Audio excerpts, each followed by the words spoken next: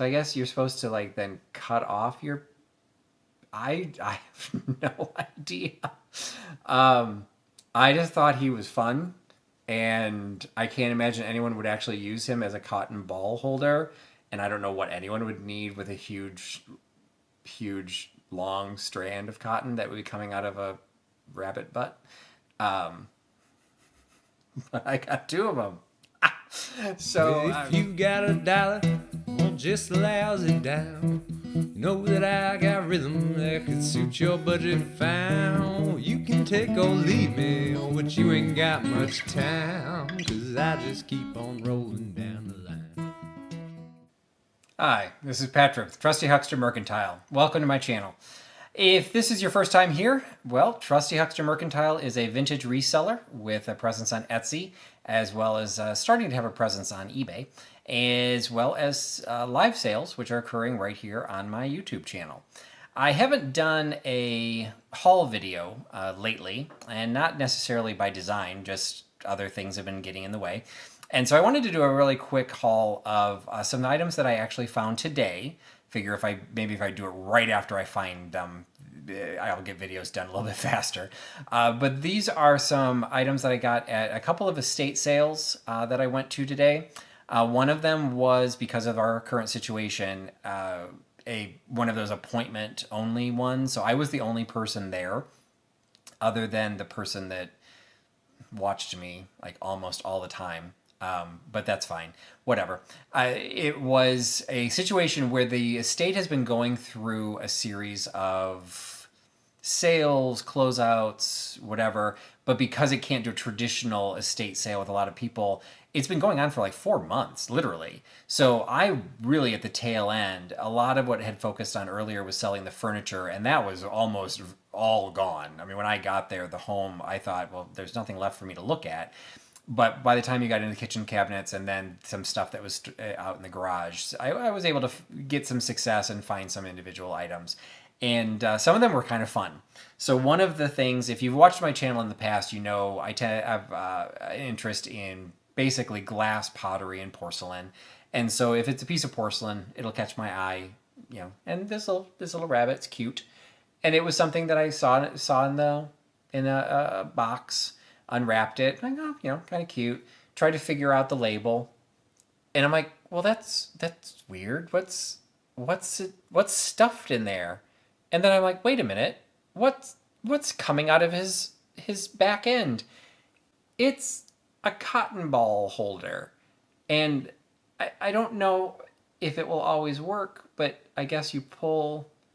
Well, no, it appears to be like a cotton roving holder. So I guess you're supposed to like then cut off your. I have no idea. I just thought he was fun, and I can't imagine anyone would actually use him as a cotton ball holder. And I don't know what anyone would need with a huge, long strand of cotton that would be coming out of a rabbit butt. But I got two of them. So I'm sorry. I just thought these were cool, and I've never heard of them. The label, it doesn't even say where it was made. I'm gonna have to do a little bit of research. I have a feeling these are probably like a 90s thing, maybe an 80s thing. So they're not like super old. It's just they're quirky, and they're basically, you know, decorated ceramic / porcelain. I think they might actually be porcelain. No, ceramic. They may have been a DIY piece, but if they are, they were exceptionally well made. And actually, no, they're not DIY because they have the manufacturer's sticker. So anyway, that was kind of a cool item that I found and definitely wanted to share. That'll probably be going into one of my live sales just because it's a quirky enough item that I think that audience will have fun with.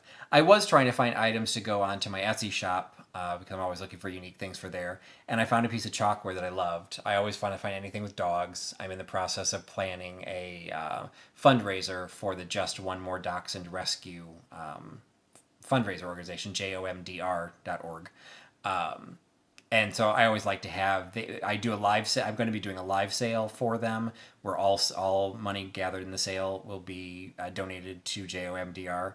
And then I also did this last year, and I'll do it again this year, anything in my Etsy shop that has a dog or is dog related, a percentage of those proceeds will go to JOMDR as well. So when I saw this, I'm like, oh, this is perfect. It's a piece of chalkware, and like, oh, wow, look at that. It's really good condition. There were two of them. One of them, his little section of whisker here had snapped off, so I put it back because I was like, well, I don't want to have anything with damage because I want to have as much, get as much money as possible. And literally, as I'm opening the package to prep for this video, I see this huge crack where the top of his head or his ear basically fell off and somebody glued it back on. Now, I will say it's a pretty decent glue job because I did not see that. You look really closely, you can see it. But hanging on a wall, because it is chalkware with a little wire hanger on it, you wouldn't notice it. I will disclose the damage, but it's not going to get nearly as much money as I thought it would have. And if I had seen the damage, I would not have bought it because I may not even get the money back that I paid for it. But regardless, he's cute. He's just damaged, like most of us. And then the other piece that I got, I've never seen one of these. And so I had to get it, and I'm going to have to figure out how to do some research. It might be a DIY piece, but it's one of those cases, again, if it's DIY, somebody knew what they were doing, did a pretty good job. So I'm want to show this so it doesn't give itself away, but I don't think I can. So I got this little cat figurine, and there it goes. When I found it, I just found this. I'm sorry, I don't know why I'm laughing. I just found this. I'm like, what is that? I just assumed it was maybe a ring holder, but I'm like, who would want a ring holder of a headless cat or dog? I mean, at that point, I didn't even know what this was. What on earth is this? And then I kept going through the box, and I found his head. So it appears to be a version of a bobblehead that is probably a DIY piece. So it doesn't have the built-in spring. It doesn't have, anything.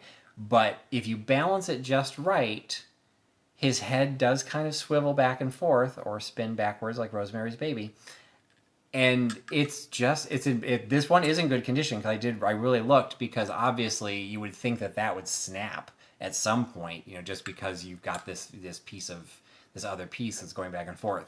There are stilt marks on the bottom of this, so it is possible this is a DIY piece. I don't feel the stilt marks on the head though. But again, if this is homemade, they did a really nice job. There's some really nice detail with some shading in this. I'm not even a cat person, but this was just too cool. So this will get sold on a live sale as well. But this was kind of a fun little find, and it was kind of a nice little capstone for what I found at that private estate sale. If you've been following my channel for a while, you'll find the irony in what I'm about to say. I started doing some live sales on YouTube, and they've been very popular. I have a lot of fun doing them. And they started on a couple of different, it was like the perfect storm of a couple of different scenarios. One of which was I had been working with a friend of mine who had a little gift shop that ended up closing as a result of the current situation. And I suddenly found myself with dozens and dozens of items that I really wasn't sure what I could do with them. In many cases, they weren't specifically vintage, so they couldn't go on Etsy. I didn't have a presence on eBay at that time. Even now, it's very small, but at that time, I didn't have any.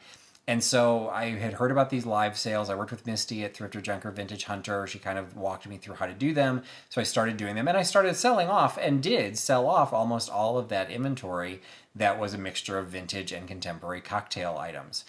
I am now in the process of opening up a new location, a booth of my own, in a new vintage mall near my home. And it is actually going to be dedicated to vintage kitchen and cocktail items. So all of those items that I could have probably kept and sold in the new booth, I now have to replace. So one of the things that I'm doing when I do get a chance to go out thrifting or going to estate sales is I'm specifically looking for cocktail, drinkware, barware items that I'll be able to sell and make a kind of a cool area of my new booth that's dedicated to that. So when I came across this, it had to come home with me. So it is the Pumpmatic cordless electric pump drink dispenser. So it has, opening it up, it has the little, the original batteries are still in place right here. So I have to do a little bit of digging on exactly what era this is. The fact that there are batteries in it makes it a little bit later than I would have guessed based on this. So I'm thinking it's probably 60s, but it might be going into the 70s. So we will have to wait and see. But this fits into it. And as a bonus, if you've watched my channel in the past, you'll know why I'm very excited by this. I love coasters. And I don't think that these are necessarily part of this original set, because for whatever reason that estate sale had two of these, and so I picked up both of them. Only one of them has that set of coasters in there, and they're super cool coasters. So there's recipes on this one for the Brandy Alexander, Bloody Mary, the champagne cocktail, and a coffee cocktail. But then there's also the Martini, the Manhattan, the Old Fashioned, and the Pink Lady. So it's not even like all the same cocktail napkins. They have different recipes on them. So I just think that's super cool. This will be a great addition to my booth. And even though the other one doesn't have the coasters, I'll probably pull the coasters out and sell them separately. But I'm not restricted. The one nice thing about the new location is I'm not really restricted on age, where again, if you followed my channel, I was in an antique mall previously, and that was very strict that nothing in there could be newer than 1980. So it had very strict requirements. So a lot of that cocktail items and barware that I had, the reason I ended up selling them on the live sale was because they were too new. And something that did fairly well, and so I'm now replacing all the ones that I sold, are these Hard Rock Cafe. Now this one happens to be a Hard Rock Hurricane, that's all it says. So this one is not one of the city-based ones. I sold all the city-based ones that I had. I sold all the Hard Rock shot glasses that I had that had cities on them. I sold them all. And now I'm starting a new collection. But this one I did think was pretty cool because it says the Hard Rock Hurricane, and then it has the recipe of how to make a hurricane on the back. So I thought this was really nifty, picked this up for a really nice price, and I will be able to start another collection of these. I'm getting at least one, if not two, bar carts are going to sit in my booth, and that's what's going to hold all of my barware. So I've got to figure out how to display things like the Pump-Matic and the glassware to the point that it makes sense. But it's been fun to try and pick up and replace that collection because I like it and I find it interesting myself, and I think it'll hopefully sell well in this new location. I'm really excited by it. So that estate sale was actually broken up into two different sections, and I'm not really sure if that's normal. Again, I don't do estate sales often, and I had never done an estate sale with this particular company. At least I didn't recognize it. And so the way it was structured was it was a very large house. It was probably a 5,000 square foot house with a full basement, and they had stuff in almost every room. So the house itself had its own checkout process. So you had to gather everything in the house, pay for it, and then go into the 3-car garage with attic and 2 storage areas to buy anything that you wanted in the garage. And the stuff that was in the garage was very similar to what was in the house. So I didn't quite understand the relationship, but regardless, I found all those items that I've showed, I found those in the house proper, and then I went out to the garage. And in the garage, there was a kind of a storage area, but it was separate from the garage. It was through a door, so it wasn't like just in the garage. There was actually like this little room at the back of the garage, and in it were the family must have been somehow involved or related to industrial supplies and cleaning, because they had tons of the like scrubbing brushes and like really big wooden, like they kind of looked like the type you would put on the bottom of a buffing machine, but like one of them was wire. So I don't know what you would use that for, but it had a hole in the middle that looked like, but it had a metal insert that it looked like it locked onto something, and it was a fairly decent sized disc, and they had all kinds of them. Some of them were soft and were like wool, so that was more like a polishing brush. So anyway, so they just had all kinds of this stuff, all industrial, looking pretty cool.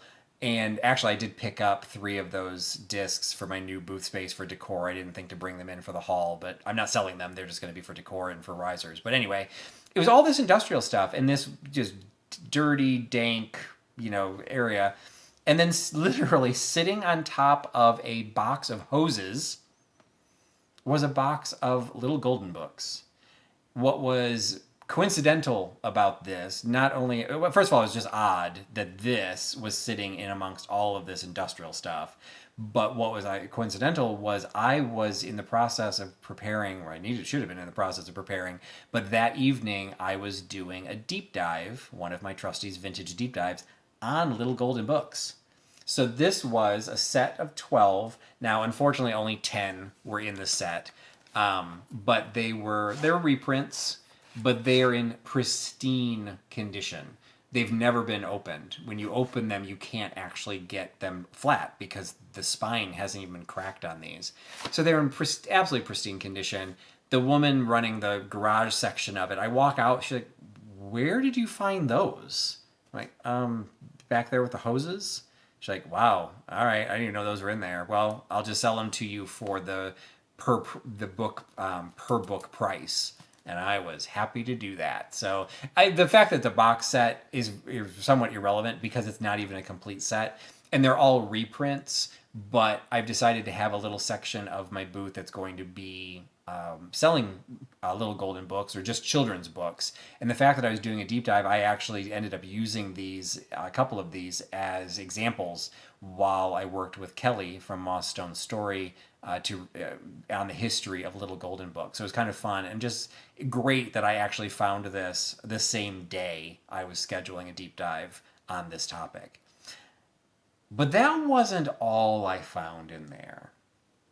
The other thing that I found in that closet, storage room, chamber of horrors, was another box that was, again, making some assumptions that they were somehow associated with industrial cleaning and industrial supplies. I found a box, a very large box, of 242 maxi pads. Why did I buy these? I bought 242 maxi pads from what I would probably say is the 80s, maybe the 70s.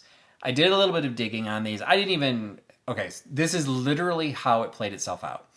I found this box of maxi pads. I'm like, you know what? The graphics are pretty cool. I'm going to have a section of my booth that's going to have, Listerine bottles and medicine bottles and, things like that.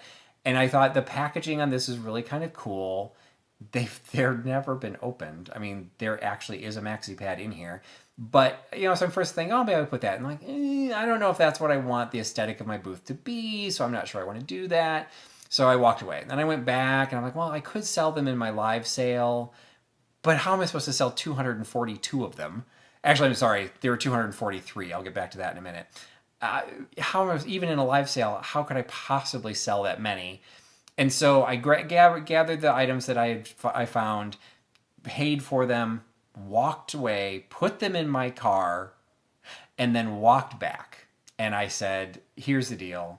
I'm going to ask you a question. I don't even know why I'm asking you this question. I'm just going to say, here's a case. Here's what's in there. How much would you charge for these? So mentally, I'm thinking, okay, there are a lot in here. If it's $5, I'm actually absolutely going to do it. If it's $10, maybe I would negotiate down, but I would never have gone over $10, regardless of how many was in here, because it's a big box. I really don't know how I'm going to sell these. Certainly didn't know at that time. And I'm like, look, this is goofy, but I just think they're kind of fun. So I see, now I just feel weird saying things like that. But how much? And she's like, I don't know, $2. Like, for the whole box? She's like, yeah. Okay. So for $2, I have 242 maxi pads because she's like, well, I'll charge you $2 if you let me keep one because these are hilarious. So she took one of them and I have 242 left. I've since come home and done a little digging and discovered that these aren't necessarily rare. I'm not even going to go down that path of discussion. I'm just going to say these are not necessarily rare for the reselling community. And in some cases, they have sold, let's just say there's multiple selling examples where these are selling for $5 a box. Some even higher than that. Some are lower, but basically this is one of these cases that here's what I'm likely going to do. I'm going to put this in one of my live sales. I like to do grab bags and live sales because people, and sometimes if you've never been to one of my live sales, one of the topics of conversation that comes up a lot is if you don't have a high internet or a fast internet speed, sometimes it's hard to be the first person to claim an item. Because I don't do an auction, I just tell you the price and it's whoever says it first. So if you don't have a fast internet, sometimes it's hard to be that first person. So when you have an item, if I have like 10 of something or 15 of something or 242 of something, it's fun because then anybody who wants one can have one with regardless of the speed of their internet. I can't imagine we could get rid of 200 of these in my live sale. So I will probably then end up selling them on eBay, still trying to figure out what my angle and how my shop is going to be reflected on eBay. And I really don't want this to be what I'm known for, but they are still fun. They actually are, kind of attractive graphics. The reason they're a little bit later, I didn't notice this at the time, when I bought them, it wouldn't have made any difference. It says it's made from recycled material. So some of the listings that are posted for these are saying that these are 60s or 70s. I don't think in the 60s and 70s recycling or using recycled materials was that big of a thing. So I want to say these are probably 80s. I could be wrong. The company that sells them is Hospital Specialty or Specialty Hospital. Hospital Specialty in Cleveland, Ohio. The company still exists. They sell industrial supply stuff. These were designed for a vending machine. It says right there on the box. So these were would have been dispensed in the vending machine. Whatever. The graphics are kind of cool. So I will end up selling these. If you want any, I'll make you a deal. But they're just kind of a fun little item that was pretty much literally the last thing I bought from the estate sale. Left, came home, prepped for a little Golden Books deep dive. Somewhat of a change of pace. But that's what I pulled up. So short haul. Not used to doing short videos. I usually go much longer. But this was just something, because it's such an oddball piece, I wanted to be able to put that out there because I'm not sure at what point these are going to hit my live sale. I just think these are hilarious. So this was what I'm going to be putting up on either in my booth, or some things might end up on my store, maybe in a future deep dive in the case of the cake topper. Whatever the case, if you've made it this far and you're not following my channel, please subscribe, hit that notification button. You'll see every time I do a new video. I do live sales, I do deep dives, I do haul videos. I'm trying to do some shop with me videos, and I did hope to do those today, and it just, the way it was structured, it was difficult to do any sort of recording with the noise that was going on around me. So I'm still hoping to find some other opportunities to do like a real shop with me video. But I've got a couple of those posted as well. So check out my site. If you liked what you're seeing, go ahead and give me a thumbs up, throw in a comment, share it with your friends, whatever you'd like to do. Really appreciate you being here, watching my video, and appreciate you putting your trust in a trusty huckster. Thanks a lot. Bye-bye. Sure was nice to know you. Oh, maybe I'll catch you on the New York train. Or maybe I'll never see your face again.